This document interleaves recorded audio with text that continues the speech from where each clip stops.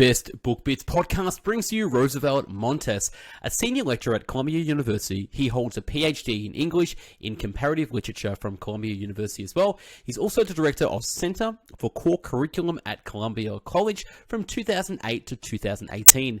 A Renaissance man who loves literature and writing. As well as being director of Columbia University's Freedom and Citizen program, he speaks and writes on history, meaning, and the future of liberal education, and is the author of Rescuing Socrates, How the Great Books Changed My Life, and Why They Matter for a New Generation. Roosevelt, thanks for being on the show. Thank you, Michael. I'm delighted to be here. No worries. Now, what a book and a personal story. Now, let's go all the way back to when you and your brother took that first flight. 3 hours that changed your life. How did your story unfold from there? I came from the Dominican Republic to New York. It's you said, about a 3-hour plane flight, but oh my God, I might have as well landed on Mars. It was a culture shock. I didn't speak English. It was also a shock at a kind of developmental level. I grew up in a rural mountain town, and here I was in the middle of New York, in the middle of the decade of the 80s. And yeah, you couldn't speak English and you landed in New York. What was the next steps for you? What did you do then? How did your journey unfold and where did you start? Those were pretty rough years coming in. I had come to the States with my older brother to join our mother, who had emigrated a few years earlier. She had a minimum wage job in a garment factory. She lost that job not long after we came. We ended up living in the basement of a distant relative. Went to the local public schools. Middle school for me, that's 7th and 8th grade. My first grade was 7th grade. The local public school was a pretty under-resourced, rough, difficult environment. And from there, I went into the local high school. And that was a sort of a better situation in that this high school, John Bowne High School in Flushing, Queens, happened to be at the time, it probably still ranks pretty high up. At the time, it was the most diverse high school in New York City. It is, because of its location, it is at the nub of various immigrant communities. So there were a lot of immigrants, a lot of different languages spoken. And like me, there was a kind of cohort of immigrant kids that were looking to school as their way out of poverty and marginality. So my sort of immediate peers were pretty high achieving and very serious students, and I just followed along. And it was that work in high school, that environment that nourished the kind of intellectual orientation that landed me at Columbia, where I studied as an undergraduate and where I have been in one way or another ever since. Yeah, awesome. And what got you into studying books? What was that? And what was the catalyst for education that changed your life for a better future? Do you remember what sort of kickstarted the journey on that? There were a couple of really crucial junctures and influences. One was in high school. My first year of high school, I made this relationship with a person who turned out to be a really important, decisive mentor in my life, somebody who saw me in the hallway reading a philosophy book and engaged me, and he continues to be my friend to this day. So he was very important in guiding, orienting, mentoring me. But influences go back even further than that. The household I grew up in the Dominican Republic with my father was extremely political. My father was a kind of left-wing Marxist dissident who spent time in jail, was an opponent of the right-wing regime. So I grew up thinking. I grew up listening to debates and interested in the world of ideas and interested in a world that was larger than my own sort of domestic personal space. So I think that was a sort of a crucial orientation that I came to the United States with already, and which set me on the path of scholarship and the life of the mind. Yeah, understood. Yeah, it makes sense. One of the things I found interesting, you had a key passage about how people in the Dominican Republic react to what Americans throw out in the garbage. Can you describe this encounter of cultures and how you found treasure in someone else's trash? What book did you find? Yeah, in the Dominican Republic, there are a lot of people from there in New York, and they would go back and talk about this place of unbelievable affluence where you could just pick up stuff from the street, TVs, couches, appliances, and furniture of all kinds. So I had a kind of a habit of always checking out the piles of garbage, and indeed did find a number of interesting things there. The most decisive of which was a pile of books that my neighbors have thrown away.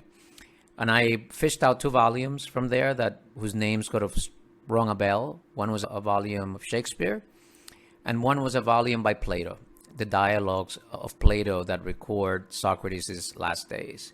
And that's the book that I started reading and introduced me to ancient thought, to philosophy. I didn't really know what I was reading. I didn't really have a conception of what antiquity was, or didn't have a conception of really how far away this man I was reading about was. But that book was so profoundly transformative for me. And one of the ways in which it was is that it opened the path to this relationship I alluded to before. That was the book that teacher saw me reading. That teacher is a Greek man himself. And he was just wide-eyed with astonishment that this kid who's struggling in English is here reading the dialogues of Plato. So he became a mentor. And Plato, Socrates, became a model for the intellectual life, a model for the kinds of questions, the kinds of pursuits that would come to really shape my life and career. Yeah, excellent. Let's fast forward to why you wrote the book. So what's the book about, the rescue of Socrates, and what is a liberal education for the people out there that don't know what liberal education is? The book is fundamentally about just that issue, liberal education. And part of what motivates it is that it is a thing that is so poorly understood. It gets thrown about in public discourse a lot. People sometimes think that liberal education means like politically liberal as opposed to conservative. Like you go to university and you become a commie, you become a left-wing activist, and that's because you got liberal education. But in fact, liberal education goes back way before our kind of political divides right now. It goes back to ancient Greece. And the idea there was, what kind of education is appropriate for a free individual? And a free individual in the context of Athenian democracy meant a citizen, meant somebody who participated in direct democracy, in the shaping and governance of the society. They made laws, they sat on juries, they made foreign policy. Every aspect of Athenian city life was determined democratically by debate and deliberation of the free citizens. So what kind of education are we going to provide for individuals to prepare them for this task of collective self-governance?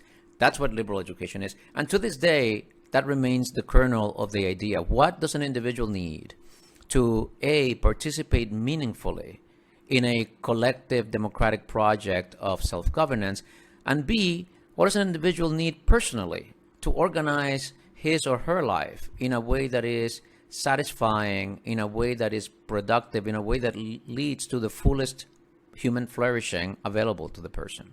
That is what liberal education is about. Yeah, said, and especially we're in the age of education, information overwhelm.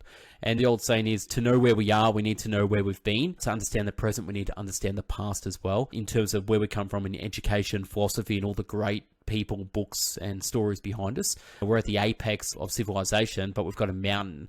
We live on a mountain of information, and we need to know where that base comes from as well. So these great authors. In your book, you talk about 4 of them. So that's Saint Augustine, Plato, Sigmund Freud, and Mahatma Gandhi.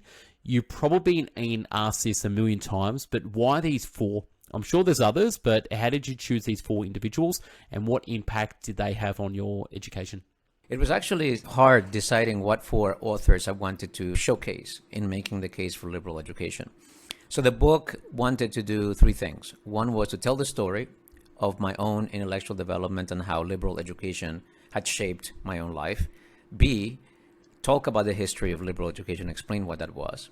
And 3, exemplify the kind of liberal education that I had through the reading of great books. So finding those 4 authors was a bit challenging because so many authors have been important to me, and so many authors I think are worthwhile people's attention.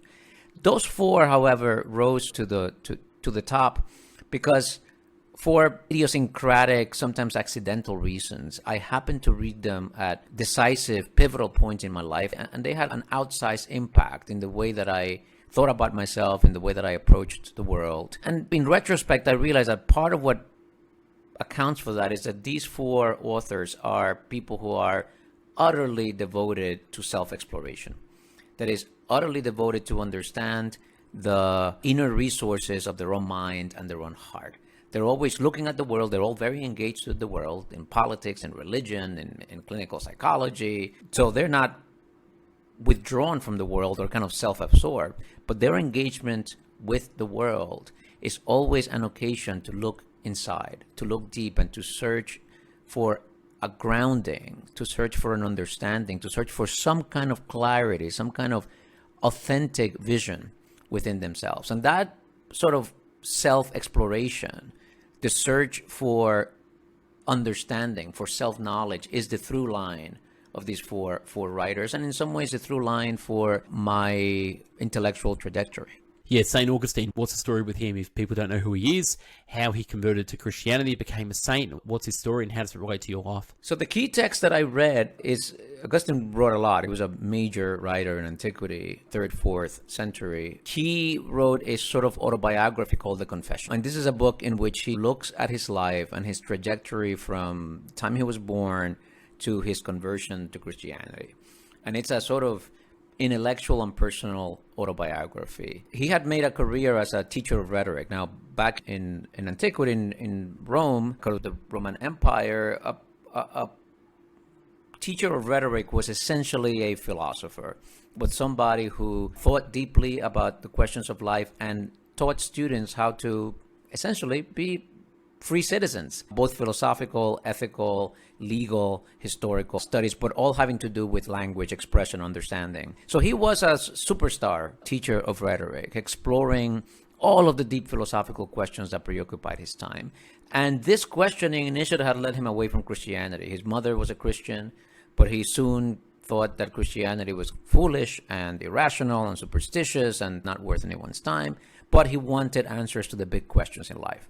So he goes through a series of philosophical religious experiences, and little by little, he draws closer and closer to Christianity until finally, in a kind of dramatic climax scene, he has this experience in a garden in his house in Milan and becomes converted to Christianity. And Augustine, because he's a teacher of rhetoric, he has at his disposal extraordinary expressive rhetorical tools for the project that he's doing, kind of like explaining his life, explaining his own psychology, explaining his own evolution of thought. So we know the inner life of St. Augustine better than we know the inner life of any individual in antiquity. And one of the things that strike you reading St. Augustine is how modern and contemporary he seems, how so many of the things that he articulates and struggles are recognizable to an individual 2,000 years later in a different culture, a different time, a different language. There is this powerful sense of recognition when you read Augustine. One famous line people know Augustine is when he's struggling to become a Christian. He says, "Lord, make me chaste, but not yet." So he articulates things that are quite vividly felt by even contemporary people. Yeah, thanks for sharing. And just a side note, liberal humanities was invented at Columbia, is that right, in the 30s? And it was offered to read one classic book a week, and that was considered a radical thing back in the time. Can you expand on the history of that with literature, humanities, and why it's really important at Columbia? Yeah, that's right. So at the turn of the 20th century, as Columbia University in the city of New York, one of the oldest universities in the country, part of a kind of a small cohort of very elite institutions, Columbia at that point was undergoing a kind of identity crisis and transformation. And it had to make a decision between being a elite school for the traditional creme de la creme of society, prep school boys, or to turn towards the new influx of immigrants that the city represented. And it made the decision to go urban. So it dropped its Latin requirement, it dropped its Greek requirement, and began to organize a curriculum that was meant to sort of absorb and democratize the student body. Now it's a complex history, not always pretty. Columbia, like all of the other elite schools, were also worried about having too many Jews and did all kinds of things to exclude and keep down the number of Jewish students. But it's in that mix that Columbia creates this course that the idea is that students will read in translation a classic every week. So one day you might be reading a Roman classic, one day a Greek classic, later an English classic. And this was a radical idea because the university was organized then and now around kind of departments. So you could take an English class and you would just read English literature, or a classics class and just read classics, Greek and Roman classics. So this new course was going to be not affiliated with any particular discipline or department. It was going to be a kind of look at all of the stuff that's really valuable, we think, for an undergraduate to be exposed to. It meant it was hard to find teachers who felt comfortable teaching that kind of range of texts. Course was a huge success at Columbia, and in fact, it influenced the way that the curriculum in American higher education developed. So many schools adopted versions of this model, and for a long time, this was the dominant way in which students encountered the humanities. It's no longer the case. Now, Columbia is a kind of an outlier in maintaining that approach to education, the sort of dominance of departments, the dominance of specialization, the reluctance of faculty to teach outside of the specialty has dominates again the curriculum of American higher education. So it's very rare to find a course in which you can do what I did as a first-year student at Columbia, which is encounter all these great thinkers, all these great questions in a way that was vital and alive and connected to not a discipline, but my condition of being a human being. Yeah, one thing you touched on, which is really interesting, I know you've touched on this in the past before, but we know we've got great institutions around the world with universities. There's a thirst and a zeal of students that one learns knowledge, but the key element in the middle of this particular is the teacher. How important is it to have the right teacher, the qualities? What kind of qualities does it take for the right teacher to influence the students as well? Can you expand on that and how important it is to have the right teachers? Yes, it is invaluable, inestimable, the role that a teacher plays. Most people who have had their lives transformed or impacted by education have had that happen not because some extraordinary intellectual content that they encountered, but because that content was delivered through a particular vehicle, through a particular channel, through a teacher that somehow ignited their mind. And liberal education, unlike other forms of education in the university, is something that happens from person to liberal education happens. Sometimes I say that it happens by contagion. It's like something that you catch rather than by instruction. A liberal education teacher is concerned with the full development of the individual as a person, not as a future lawyer, not as a future banker, not equipping you with the right knowledge to build a bridge or to solve a differential equation. The subject matter is always secondary in liberal education. The primary thing is the development of the student. It's this kind of unfolding, flowering, flourishing of the student that happens always in a unique way. There's no pattern. Every individual is going to be different. And the teacher's concern for the individuality of the student, for the particularity of the student, for the kind of wholesome, full development of the student, that's what drives liberal education. And it is when you, as a student, encounter that, when you encounter somebody who suddenly seems to you to care about you, not just about your mind, that is that connection, that conduit of really psychological, emotional, really affection, it's what it is, that becomes the vehicle through which the education gets transmitted and happens. So teaching and teachers are absolutely critical in the project of liberal education. Yeah, and just in education, they've made a good couple of movies of it. Good Will Hunting, Robin Williams, and Matt Damon. The story of the teacher and the student, and even Dangerous Minds with Michelle Pfeiffer as well. That's cool. That just shows the power of the teacher who's engaged and brings out the best in the students as well. What qualities do you see from great professors and teachers that really bring out the best in their students? One is that they are not trying to reproduce themselves. That is, their interest is not in reproducing their specialized knowledge. If they are a physicist, their interest in you is not to make you a physicist. Or if they are a classicist, their interest is not making you a classicist. Their interest is in equipping you to develop yourself into kind of the best version of yourself. So that kind of prioritization of the student over the subject is a quality of the teacher. The teacher is also not trying to persuade you to see the world in the way that he or she sees it. The teacher is trying to, in a way, replace him or herself, does not want you to ape or mimic his thought or her thought, but to develop your own capacities. So there is a sort of independent and a skepticism that is interested in fostering. A teacher is also has to be in the context of a classroom, has to be a very good listener and a kind of sort of conductor of conversation. There's a kind of skill involved when you're running a discussion. Where do you push? Where do you encourage? Where do you add information? Where do you try to the topic, when do you encourage minority opinion, or when do you add information into the discussion that shifts, that kind of reframes what's being said? And all of this happens, there is no formula. All of this happens spontaneously. And it is a very but subtle skill that is required to be that kind of discussion leader in a classroom.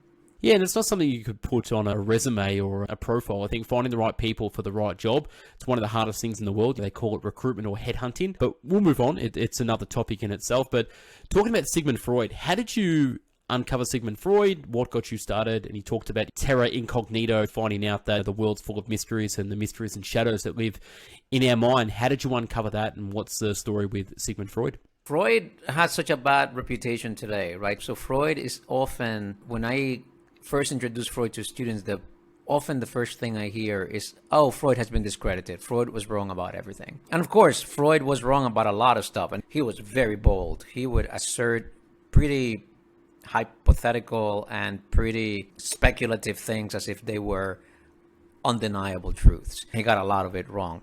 But the big thing that Freud got right was that we are not fully transparent to ourselves, that our knowledge of ourselves is fragmentary, that we hide from ourselves even more than we tell ourselves, and that to live an authentic and genuine life involves a kind of skepticism and curiosity about yourself, that the mind, your mind, is, as you put it, terra incognita. They are vast regions of the mind that are not accessible to you and that only become accessible through disciplined, dedicated curiosity.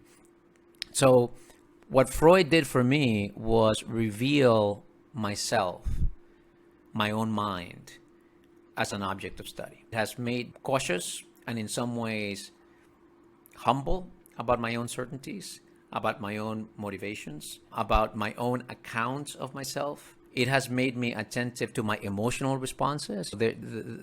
Sometimes there's an image is used to describe Freud's kind of understanding of the mind of a centaur, this kind of mythical being that has the head of a human being, but the body of a wild horse. And it's like the head is rational, is cognitively developed, abstract, but underneath that is a beast, is an irrational, emotional, chaotic, perhaps lustful, perhaps aggressive beast. And those things live together. So it's made me, and I think it makes any attentive reader of Freud, aware that there's a lot more going on in your thoughts than you think, that there's a lot more going on in your own narratives about yourself, in your own understanding of the world. There are hidden agendas. You are driven by hidden agendas that you hide from yourself. So any effort you can make to clarify those agendas and any progress you make in uncovering those agendas deepens and enriches your life in just invaluable, priceless ways. Yeah, I think it's an interesting fact that you make in the book as well, that when you're at Columbia, that everyone is on the curriculum, you're accustomed to everyone being in therapy all the time. You say that everyone in your class was at therapy, and you shared a personal story of yourself, 6 years in psychoanalysis, untangling the psychic tangles that accumulated in your life. But right now, I meet a lot of authors that talk about shadow work and inner work and childhood traumas, and I think we're all very accustomed to now being very open and talking about doing the shadow work as well. We've all got tangles and accumulation of the psychic traumas of our past that make us and shape us to what we are now. Talk to me a little bit about psychoanalysis. Back in the day, it was considered a very controversial thing, but now it's very open. Do you see any changes in psychoanalysis now? Yeah, psychoanalysis is hugely different today than it was in the kind of Freudian line. Although psychoanalysis, that term continues to be pretty Freudian. In fact, when people talk about being trained in psychoanalysis or doing psychoanalysis as opposed to therapy, that's a flag that they are in a more Freudian cast than regular psychotherapy. So psychoanalysis is a sort of Freudian term, but therapy in general has moved very far away from the thing that Freud theorized. Cognitive behavioral therapy, gestalt therapy, group therapy, marriage counseling. It's really exploded, whereas today it is utterly encrusted in the kind of mental health medical establishment. Again, even while Freud is not, all of these practices that were opened up by Freud's talk method. And it is, I think, healthy that that has been largely destigmatized.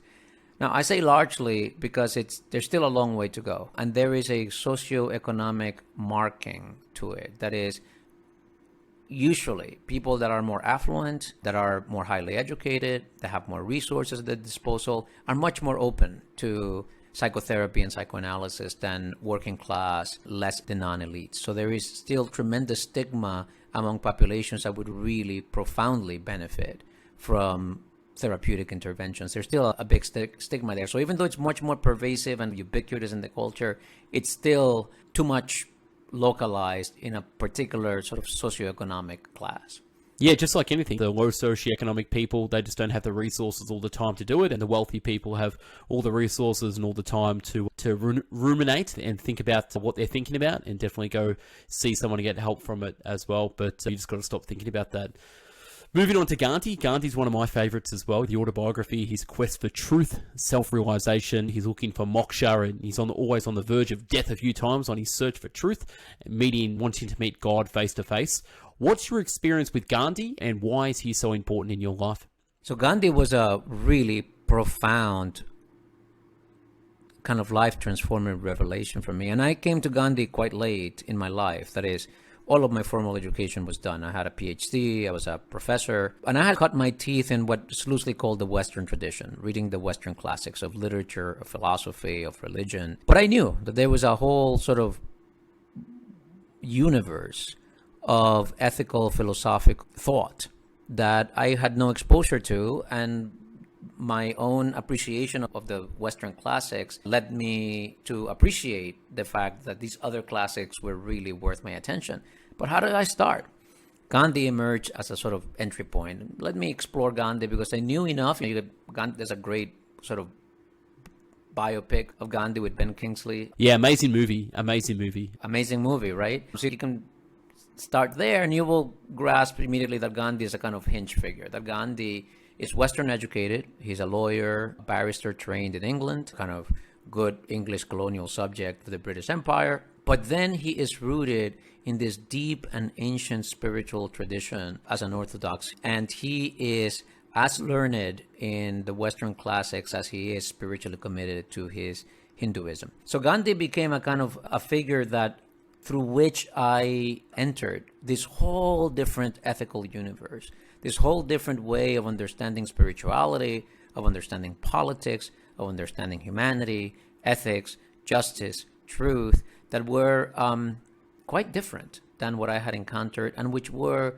really powerfully enriching. At the time that I started reading Gandhi, I had also begun to explore meditation. I had a fledgling practice in Buddhist meditation. So Gandhi also fed and invigorated, enriched that meditation practice, and it opened up a sort of dimension of spiritual growth for me that continues to be really central in my life. Yeah, we actually have a similar path. So I'm in between two worlds of Buddhism and Christianity as well. Studied Buddhism for, I think, 20 years and Christianity as well. I think there's a convergence of truth there. Truth is truth, no matter if you agree with it or not. But yeah, talking about Gandhi, for example, he's talking about his life. So it's an autobiography of his life.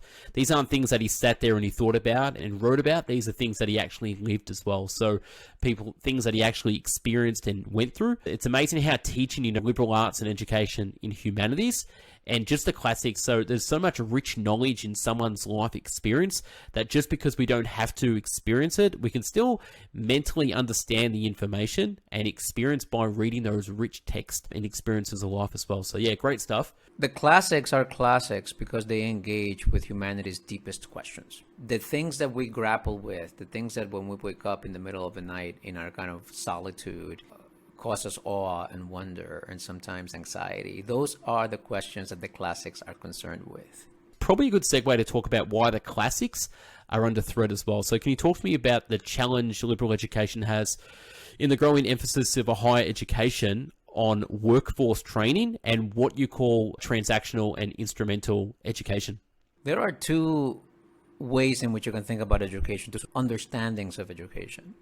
One is equipping you with very concrete and practical, applicable knowledge. If you study civil engineering, you will learn about how to manage water systems and maybe how to build bridges and about infrastructure. Very concrete, applicable knowledge. Then there's another meaning of education that's much older, that sometimes we use it still in English when we talk about somebody who is a child who is educated, a child which is, it's cultivated, is civilized, it's mannered. And so that meaning of education has to do with the sort of human development of an individual. And those two meanings of education have coexisted in the university for a long time. One of them is embodied in the research mission of the university and the professionalizing mission of the university, and one of them is embodied in the liberal arts tradition of the university. Today, the first of those meanings, the research, professional, applied meaning of education, has largely overtaken the university. In some ways for good reason. The story of the modern university is a story of the triumph of science. We have unlocked such powerful technologies and such powerful capacities to master nature and to master the world. So there's no challenging the dominance of that way, of that notion of learning, of that notion of knowledge in the university. Yet we are still human beings, and we are still caught in basic existential dilemmas that we need to confront rationally, humanely, and which are not examined instrumentally. They're not examined for the sake of something else, only for the sake of greater clarity and engagement with those things themselves. Beauty, justice, happiness, love. These are things that constitute our own humanity, and which the humanities explore. Now, one thing that I should say is that sometimes those two missions of the university are placed in a kind of zero-sum game, where if you go to university, you will either get a liberal education, which means that you will end up a kind of maybe very refined and articulate and thoughtful individual, but have no skills with which to go get a job. So a jobless, refined person. Or you can go and study something very practical, business, engineering, computer science, in which case you may be a sort of, maybe not that interesting a person to talk to, but you'll have a good job and you'll be well placed economically. These two must not be offered as alternatives. The argument I make in the book and the sort of institutional advocacy that I engage in is in embedding liberal education in all of the professional degrees. You want to be an engineer, but that engineering knowledge and skill should emerge from a liberal foundation in which you explore questions of humanity, questions that matter to you, whether you're an engineer or a banker or a computer programmer. If you want to be a banker or a business person, similarly, that education should be rooted in a humanistic education. My sort of educational activism has to do with embedding the liberal arts education inside as the foundation of all of the degrees and all of the professions. Yeah, well said. And what comes to my mind as well, it's you can't be too strong on one hemisphere of the brain. So, for example, people are chasing fame. People who have fame spend a lot of money on privacy. And then there's people that want a lot of fame that spend a lot of time to try to get that money, but they don't understand that what comes with that is fame and then no privacy. So, two extremes. What I was really trying to basically say is people get out of balance. So, getting back to what you're talking about with education, you could be a triple PhD, broke, no job. Or you could have a great job with really no understanding of the foundational stuff in terms of liberal education. So what I really want to say is what I was getting around to is the best students are the lifelong learners that understand that education doesn't stop when you stop paying for an education at university or when you get a job or when you have kids and have a family. The greatest thinkers and teachers of the world are people like yourself and me who just have a thirst for knowledge and they're continuous lifelong learners and understand that you don't have to have all the answers. That's number one. So dropping the ego. And forced an education on people because their parents paid for it. You go to university with paid tuition, you got to do this, you got to do that, and you're forced into learning. And then when you get out, you realize that they don't have to learn anymore. And that's really sad as well. Coming back to a society that doesn't value continuous lifelong learning, and even people getting into jobs where their knowledge is not valued. It's literally just like a robot. Do this job, hit that target, come to work that time, leave then, and then we don't care about your classics, liberal arts, Gandhi, Sigmund Freud, whatever it is. Just be quiet, just go sit in the corner. So that's society, that's culture, that's environment. But you know how important it is to teach students to become lifelong learners and give them a thirst for knowledge, not just give them the whole meal at university. What's your philosophy on that, and how do you communicate that with students as well? That their time at university will end, but their education will not. I think you raise a really important set of issues, and it's something that I'd like people who are listening to this to walk away with. So one thing I often tell my students on the first day of class is, at the end of the semester, after we've spent 15 weeks reading classics and grappling with philosophical debates and deep questions of humanity, I'm going to give you a grade because I have to.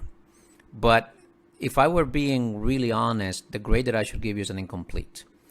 And 20 years from now, when you come for your alumni reunion, in this scenario, I'm still alive, and to get with it in 20 years, we can have a conversation about what happened in this classroom fed into the kind of life that you lived. And at that point, I might be able to give you a grade. At that point, I might be able to assess whether you benefited, whether you got what I am trying to achieve in this class. That is, what liberal education does is it reorients you. There's a line in Plato where Plato says education isn't what people think it is, like putting knowledge into souls that lack it. Education really assumes that people have the vision, have the sight, but they're not looking in the right direction.